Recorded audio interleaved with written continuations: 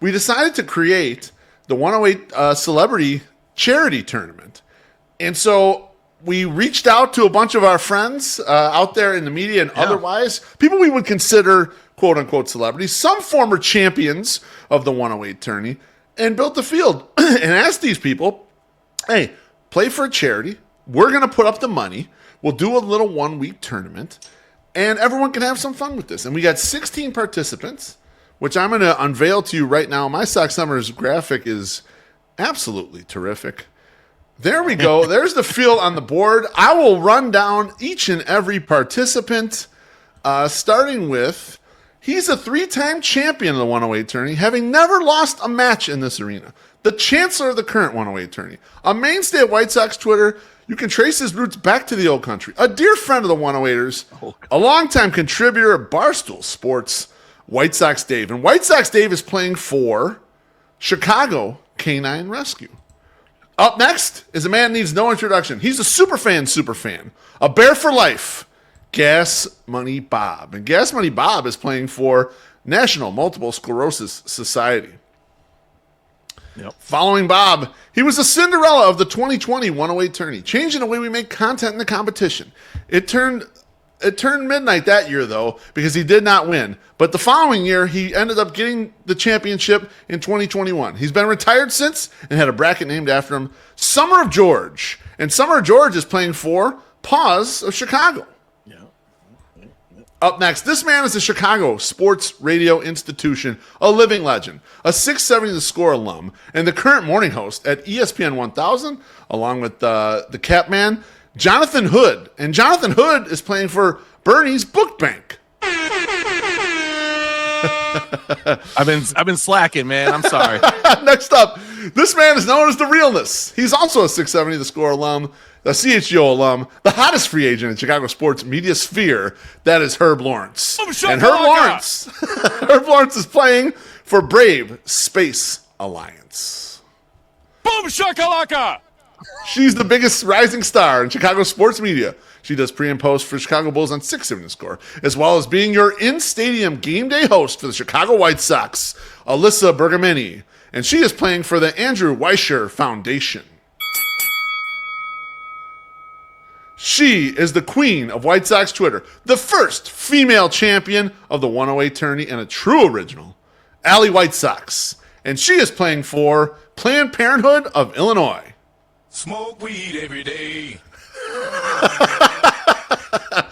He is the city sound man, a legend in our times, an artist of epic proportions, and a veteran of 670 The Score, Chris Tannehill. And he is playing for CJE Senior Life.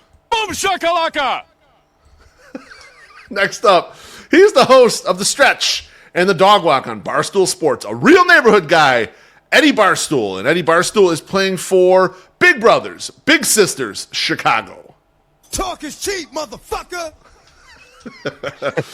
He's a top Bears analyst and covers the NFL draft with too many outlets brandishing his work for me to even name them all, Jacob Infanti. And Jacob is playing for the National Multiple Sclerosis Society. That's the second one for that. Two for MSS. It was really easy to do those. Thank you, Jacob. He's a gambling expert, playing his trade daily on Bet Sweats, in print at Fox Sports, and weekly via his own podcast, Chicken Dinner. A friend of the 108ers and fun in general, Sam Panianovich. And Sammy P is playing for Mount Carmel High School's Gridiron Club. That's the same thing my wife said. She was like, what the fuck, Mount Carmel? Up next, he does daytime sports on WGN Radio. He does food brackets with his partner in crime, Mike Piff, Kevin Powell. And Kevin is playing for the Greater Chicago Food Depository. Want a chicken dinner.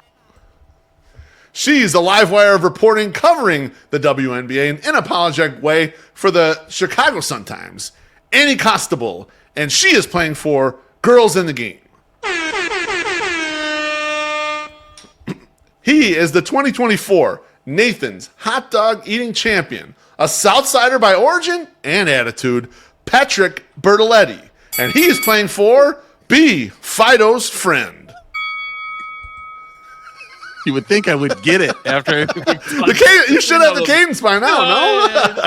I don't. having a little trouble. He's having a little trouble. He is a living music legend. He's played in bands such as Public Image Limited, Killing Joke, 9 Inch Nails, and Pigface. He is Invisible Records, and he's Terezi's former boss, Martin Atkins, and he is playing for Darkest Before Dawn.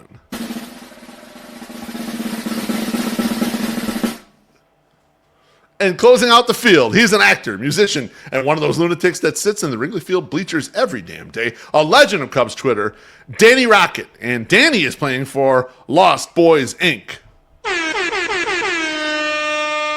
Ladies and gentlemen, that's your 2025 108 Tourney Celebrity Charity Field. Beef, I got to tell you, we're putting this together, right? And Yep. I'm like, we got to have Bertoletti in this. And I text him, and one of my favorite things about Pat is that, like, there is no text right back situation with this guy. Yeah. He will text you the next time he's looking at his phone, which could be 12 hours from now. So I texted him like middle of the day. I'm like, I'm sure he's up around this time, and it's almost noon. Like, just make sure. And I text him like 10:30 at night, and he's like, "Now what is this?" It took a little bit. We went back and forth. We got it sorted out though. He's excited to be in there. Similar with my guy Martin. He was like, "Do I need to know shit about baseball?" And I was like, "You do not." He's like, "I'm in." It is funny, like, some people that have been into 108 Tourney or kind of understand our whole bit, they were easy, like, yes, I'll do this. Other people were like, hang on, how does this work? Wait, what is this doing? What is this? Once you explain it to them, they're like, oh, yeah, cool. But I'm not going to name who it is, but I had someone who was a super well-known radio person for a long time in Chicago, and he just couldn't get the concept. And so he didn't end up being in, and I apologize. I'm going to try to get him in next year. I'm going to try to work on him the whole year and see if we can get him in, because I was like, man, this guy, it would be cool if we can get him in. But didn't happen. But what do you guys think about the field overall? Just one real quick thought on the field. Anything you like here? Who do you think could win this thing? I'm just imagining Annie tomorrow morning waking up and going, I'm playing against the guy that won the hot dog eating championship. Like, what the fuck did I just say yes to? Like, and he says, and who else is in my bracket? Like, guy that used to play drums with 9 Inch Nails. What the fuck is going on here? How did this happen? Yeah, like, this is just a weird mishmash. The whole right side of the bracket is like mostly 108 Tourney virgins, right? Like they've never really participated in stuff like this and probably not all that familiar with it. I think the left side of the bracket, which is White Sox, Dave, Gas Money, Bob, Summer, George, Jonathan, Jay Hood, Herb Lawrence, Alyssa, Allie. Straight bangers over there. Like, and that's, it was one of the harder things when making this stuff up, because you're just like, oh God, these are way too good of matchups to have in the first round, but that's what it's supposed to be. The celebrity bracket is supposed to be great fucking straight gas, so we're going to see. Now, listen, we know Summer George has got a job now. So, like, I don't think he's breaking out the samurai his sword. Bring the sword to work. All right, bring the sword to work day. We've heard of that. Like hands and getting hammered, and then having to go to dinner with his in-laws. After he's been doing this. But it's nuts. I think the guy that's commenting right now, Herb Lawrence, has got a great chance to win this. People love him, but I would like to see. Here's what I would like to see. I would like to see a little comeback from our Alley White Sox. I want to see her go through and just tear some people's heads off and have a good time, because she was fun when she won. She was awesome. So that was huge. I want to see Alley White Sox do some damage on that side of the bracket. Let me ask you guys a question, because there's a certain thing could definitely happen in this, which is Dave and Eddie get to the final against each other. Yep. What does that look like? They sure could. Like, because I feel like if we're looking at overall Twitter, I'm thinking Eddie could probably win that. But is Dave going to let that happen? Like, I feel like Dave will go all out. If Dave will go all out not to lose Eddie. Yeah, I agree. He's not going to allow that. No, I don't think so. And as shepherds of White Sox Twitter, I wouldn't want to allow that personally. Like, we're impartial because it is for charity and it is going to a good cause. But I wouldn't want to see Dave lose to Eddie in the championship. I want to see that. There's Cubs risk. Yeah, there is Cubs risk right there. And he went on some show, and we haven't brought this up. And he said that, having the Sox Fest at the Ramova was like having it at the high school cafeteria. So he was talking shit not only about the White Sox, but he talked about Ramova and Bridgeport in general. So you can't let Eddie Barstow win this thing if you're a White Sox fan. No, I don't want him getting out of the first Wait a round. second. Hold on a second. Eddie's talking shit about Bridgeport, but then filming tons of bits and things. In Bridgeport, exactly. At Shinnick's and all these places, Riccobetti's. Fucking ass out of here. Out of Canaryville? If you're going to be pulling, Exactly. yeah, you can't be pulling up in Kelly's and shooting in Kelly's and then talk shit about Ramova. Christ almighty, Eddie. Man, I'm gonna send him a very strongly worded DM. Okay? I am. Not tonight, please, though. I got I'm excited about this. I'm super excited about this. I love all the charities that people are going for. I think you probably noticed that that Martin went with the one that I use pretty much every year for the 108 day. Yeah. I'm only upset about Sam's. The Mount Carmel thing. Mount Carmel charity. I'm He hopefully did that to stick it to us, Treasy. You know he did that to stick it to us. He I'm did it on hopefully going to purpose. see him tomorrow, and I'm just going to walk in and say, "Fuck Mount Carmel." He didn't hesitate with it either. It was like almost immediate. Yeah.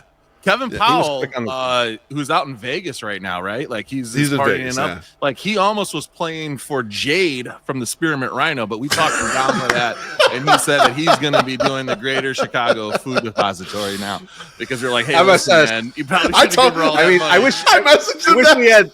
I wish we had the graphic right now because we didn't have a charity for him.